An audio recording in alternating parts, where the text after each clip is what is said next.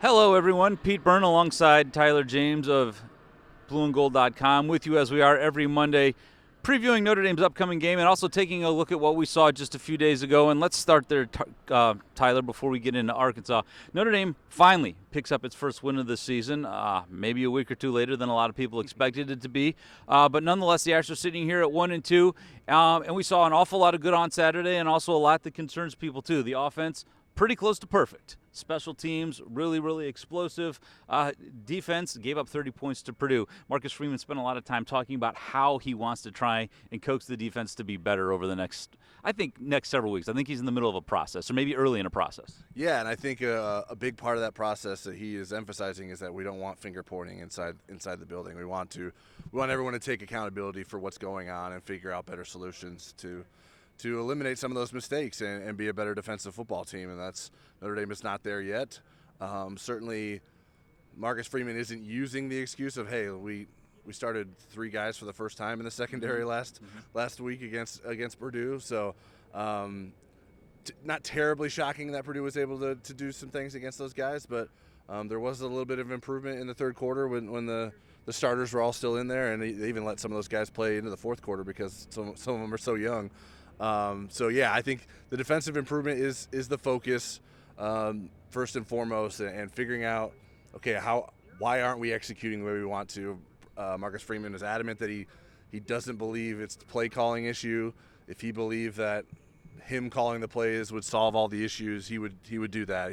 But he wants to make sure that they're figuring out what's going on. They're having the tough conversations as a staff and with their players to fix those issues, because they have already been a problem and will continue to be a problem if they don't get fixed. I want to highlight that. That did come up in the press conference today. He was asked if he is planning on or considering taking over the defensive play calling. He said no. Again, he doesn't think the play calling is the problem. But you're right. Notre Dame's culture is being tested, if not forged, right now in how they handle the adversity they're dealing with. Adversity that this week comes in the form of a victory on the calendar.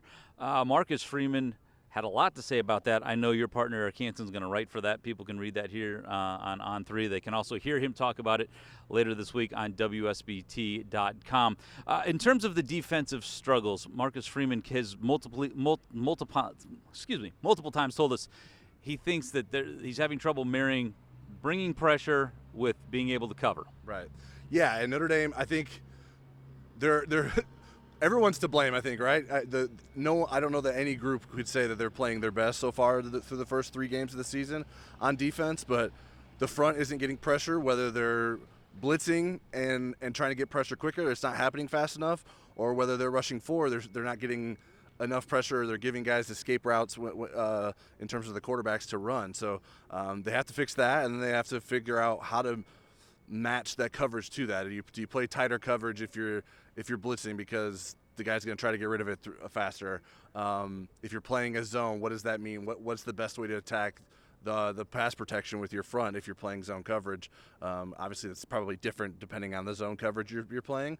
They got to figure out the right mix there. He doesn't want to be so predictable that the defense or the offense knows exactly what they're doing at every play, but they also have to be predictable enough where their defenders know what they're doing. Right. And so I think that's the needle they're trying to thread. Yeah, and trying to coax execution can be difficult. Marcus Freeman did say today that there's been a breakdown in fundamentals in certain areas, and that's something he's going to focus on this week. I'm curious, and I didn't get a chance to ask him this today, but I'm curious, where do you think he draws the line between going back to the fundamentals and working on a game plan to beat Arkansas? Because there's a finite number of hours he has, and it sounds like they need both. They need game plan work to take on a really challenging Arkansas offense. But if we need to work on basic stuff, we need to work on basic stuff.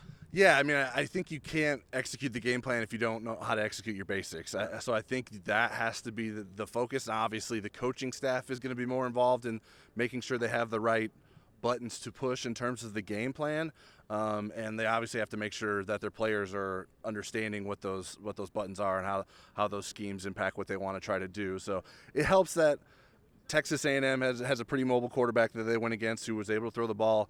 They're different players. Taylon Green is huge, 6'6", out of Arkansas. They do a lot more design runs.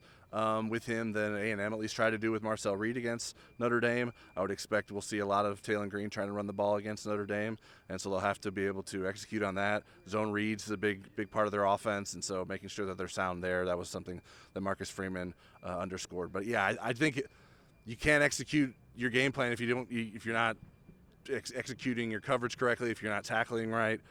So those have to be the primary focus while working in your game plan. Now, on the other side of the ball, Notre Dame's offense was pretty close to perfect this week. I remember, I just go back a few weeks at the start of the year, I actually felt really good about Notre Dame's defense because what they did a year ago and because what we heard from the coaches and the players in the preseason. Obviously, that's proven to be a bit of a mirage. My big concern was how quickly can the rookie quarterback get up to speed? And oh my goodness, I mean, I think C.J. Carr has been wildly better than anyone could have imagined it to this point. Yeah, he's been great. I thought it was interesting. Marcus Freeman was asked something to the effect of, why did it take till game 3 for the offense to be like that? And I was like, that's not long. Yeah, one, that's not long. 2, he couldn't say Purdue. Yeah. I think that has something to do with it. Purdue's defense is not as good as Miami's and Texas A&M's. But C.J. Carr is gaining confidence with every moment. The good things that he's done against tougher defenses start to show up, and he can have confidence in that. And they're just hitting on all cylinders. When you're able to run the ball the way Notre Dame was able to run the ball, that opens everything up for your offense. Certainly, C.J. Carr having the great first play, the deep ball strike, that everyone gets excited about that. You get a touchdown in one play. That gets the momentum rolling pretty quickly there. So, yeah, they were firing on all cylinders. I think with each game, we're raising the expectations for what this offense can be.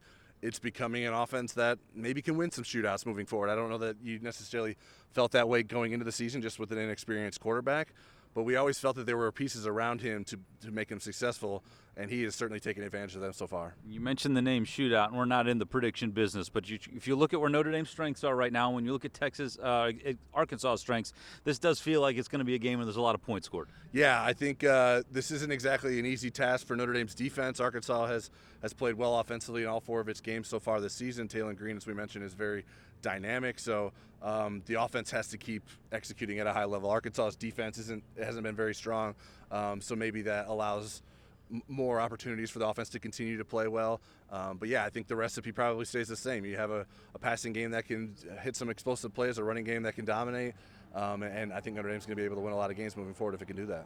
You can hear a lot more with Tyler and his entire Blue and Gold crew all week long on blueandgold.com, and we'll also have lots more with Marcus Freeman and his players on WSBT.com and WSBT throughout the week as the Irish get ready to hit the road and face Arkansas for the very first time in program history.